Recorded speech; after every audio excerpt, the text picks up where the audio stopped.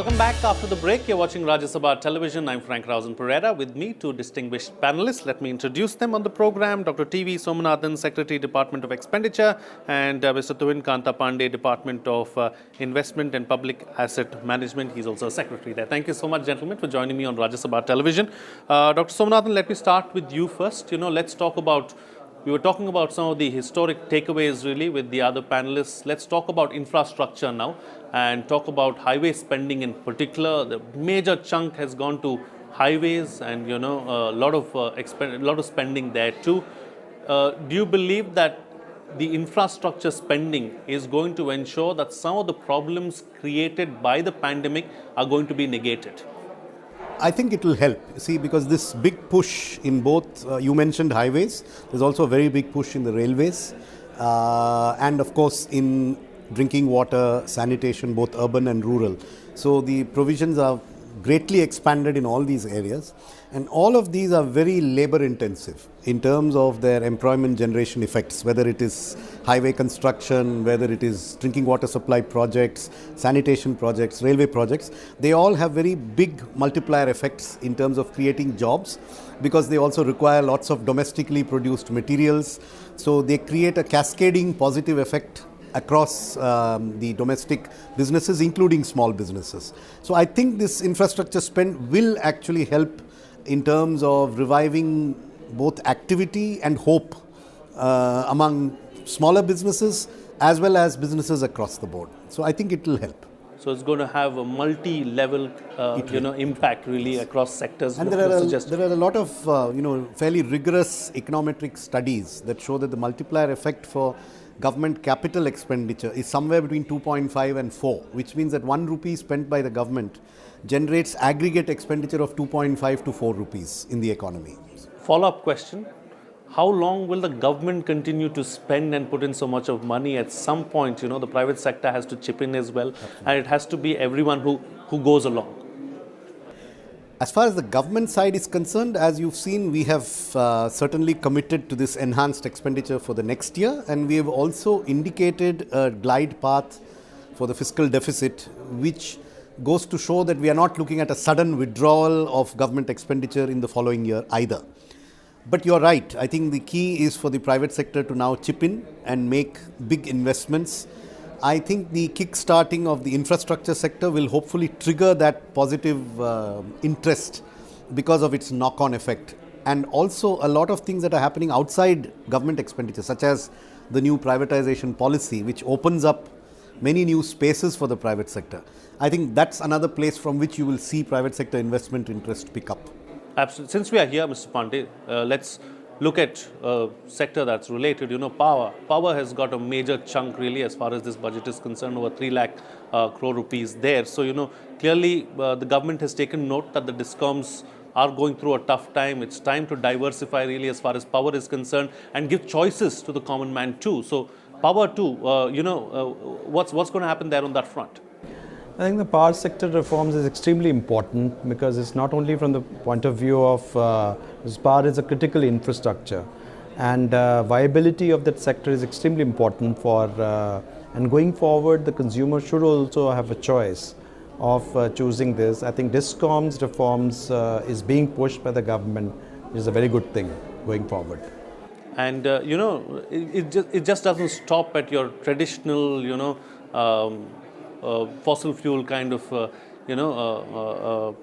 power remedies, but we are also looking at solar power, we are looking at renewables. The Prime Minister has been speaking about it. We started the ISA, International Solar Alliance. So all these things are biting well with India, and India is taking a lead really as far as this particular aspect is concerned too. So where do you see that going? Well, that's very right. I mean, if you really see the India's own initiative in the renewable energy sector, especially solar, it's amazing because not only the investments have come in, and there's a great enabling environment in which a lot of new policies have there where the investments have taken place in the solar sector. And going forward, I think in the entire renewable sector, the Honorable FM also announced, additional capital for SECI and IREDA also to carry on with that mission. And how do we, taking off from what Dr. Somnathan just said, how do we coax, how do we push the private sector to ensure that they invest more? What kind of reforms do we need to see? What needs to be done there? See, apart from the various other reforms, I'll also put it in this context, the new policy, the new PSC policy for Atmanirbhar India, which has been announced by Honorable FM today in the budget.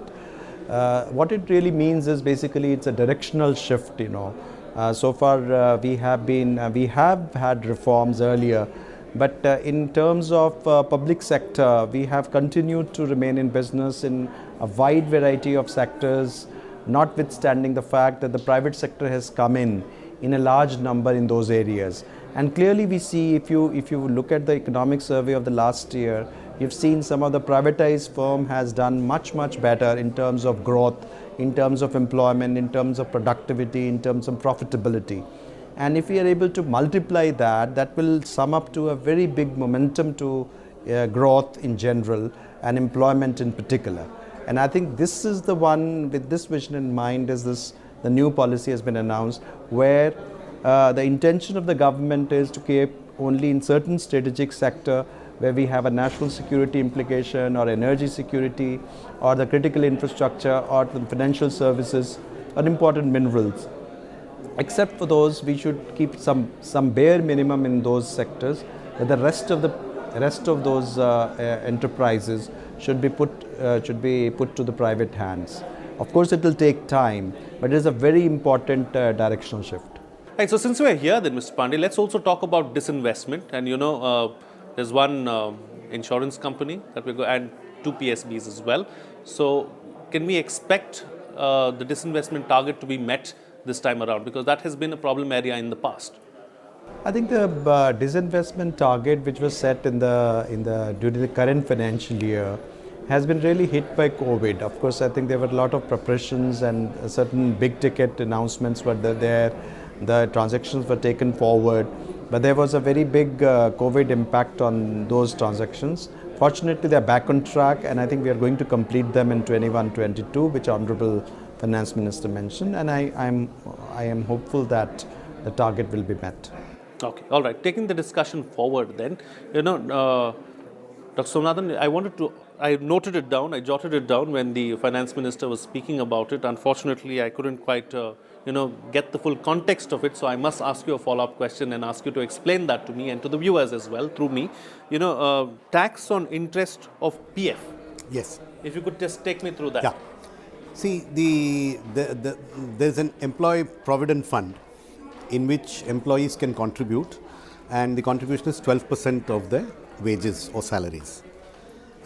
This is obviously a scheme that is meant for labor. It's actually run by the Ministry of Labor, and it is intended to provide social security to workers.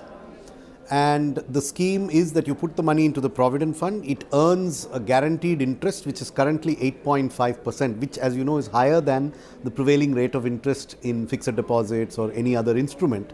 And the interest is completely tax-free. It's tax-free as you earn it, and when you withdraw the money, that is tax-free too. So it is what is called EEE, exempt, exempt, exempt. Exempt when you put it, exempt when it accrues, and exempt when you withdraw. Obviously, this was a scheme, so it has an inherently higher than market rate of interest, and it has a tax benefit. This is meant for the welfare of workers. We have found that it is being treated as a tax loophole, and there are some very highly paid employees who actually deduct 12% of their multi-crore salary. There are people who contribute as much as 1 crore a month into the EPFO. Now, the Finance Commission has emphasized that for us to be able to be fiscally sustainable, we need buoyant tax revenue. What we cannot afford to do is to have tax stops meant for laborers being used by those who actually don't need them. So what's been done is to say that any contribution up to 2.5 lakh rupees per annum, which actually works out to something like 1.75 lakh rupees per month as a monthly salary, that will remain absolutely the same. That is, it continues, you can contribute, the interest will be exempt, and you'll get the guaranteed rate of interest. Beyond that, if you contribute more than 2.5 lakhs per annum, the excess contribution, the interest on that excess contribution will be taxable. And that will apply prospectively from the 1st of April. So this is basically, it's just a closing of a loophole so that the benefits of the EPFO are confined to those that it was meant for. And the number of people who would be in this bracket are less than 1% of the total number of subscribers. So, since we're talking about fixing loopholes, I think quite a few loopholes have been fixed over the last 7 odd years, because if you look at it, the tax return filers have increased to 6.48 crores in 2020 from 3.31 crores in 2014. So clearly, there are a few more loopholes that have been plugged, it seems like. Yes, as you know, the government right from the time of demonetization has really made a point to increase tax buoyancy by improving compliance while at the same time keeping rates moderate. So actually the government came up with a corporate rate cut on taxes, and the whole emphasis has been on compliance, and compliance is something that has been attempted from many directions, including demonetization, the follow-up actions on demonetization, and subsequently a number of other actions. So yes, I think that has been a fairly successful attempt. It has more than doubled the number of personal income tax payers, and that will continue to be the effort to see that we increase the tax base so that we can collect more revenue with moderate rates. Absolutely. And Mr. Pandey, from your perspective, I've been asking this from everybody whom I've met today. What are the 3 big takeaways for you from the budget? I think the budget, in the context of the pandemic, this budget actually puts growth as the biggest driver. Because if you have growth, you will have employment, you will have taxes, you will have debt and fiscal stability. So therefore, in order to spur growth, the infrastructure and anything which enables growth in terms of ease of doing business, in terms of the privatization policy, in terms of facilitating private investments through public investments, leveraging all kinds of things, including the financial sector reforms. All of that is actually meant to spur growth, and this growth will ultimately take us into the fiscally sustainable path, for which also Honorable Finance Minister has laid down the path. Well, Mr. Pandey and Dr. Somanathan, thank you so much for joining me on the program and sharing your views and putting things into perspective for us. Well, with that, it's a wrap on this telecast. See you again next time.